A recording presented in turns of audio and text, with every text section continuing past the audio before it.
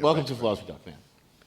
I'm Amy. I'm from Palo Alto, and my question was, you've been asked a lot of questions, and is there a question that you wish you would be asked more often, and if so, how would you answer it?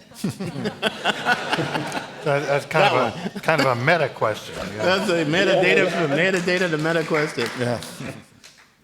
It's interesting. I actually don't have anything particularly in mind. One of the questions that was asked was, how do we sort of, if we were talking about changing policy, how do we try to correct for some of the abuses, some of the failures that we've seen come out of the NSA through these programs? The first one is we need to stop mass surveillance because we know not only is it a fundamental degradation of our rights, of our liberty, but that it is ineffective. We've been intercepting the phone calls of everybody in the country, and yet it didn't stop the Boston Marathon bombings. It didn't stop, actually, and this is not my assertion, this is from the White House itself.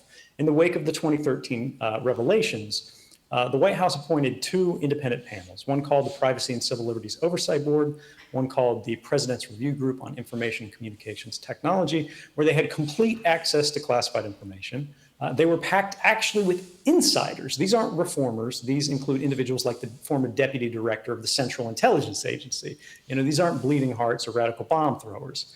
And they went into the NSA, they interviewed everybody, and they said, look, can you show us a single instance where, for example, Section 215 of the Patriot Act, the one that's monitoring all our phone calls, had prevented a terrorist attack?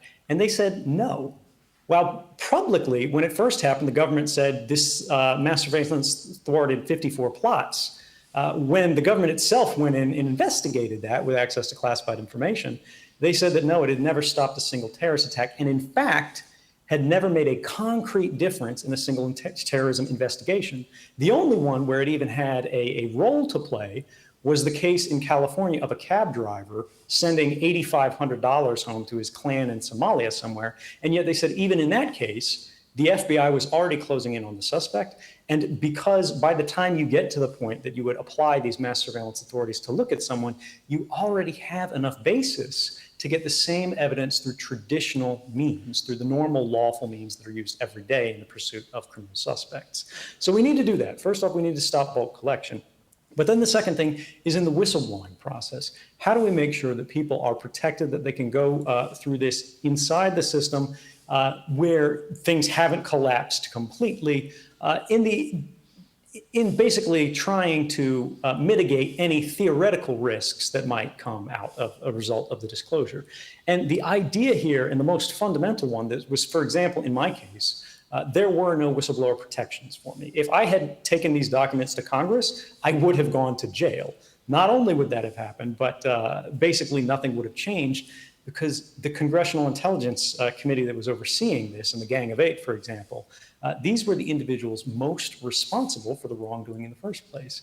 When you basically are requiring individuals to report wrongdoing to those responsible for the wrongdoing, that's kind of like asking the lamb to beg pardon from the lion. That's not the model that we want to use. So we need some sort of independent body there that's apolitical, that has public advocates there, sort of civil liberties advocates, non-governmental bodies there that are trusted institutions that we can use to regulate things when everything else fails.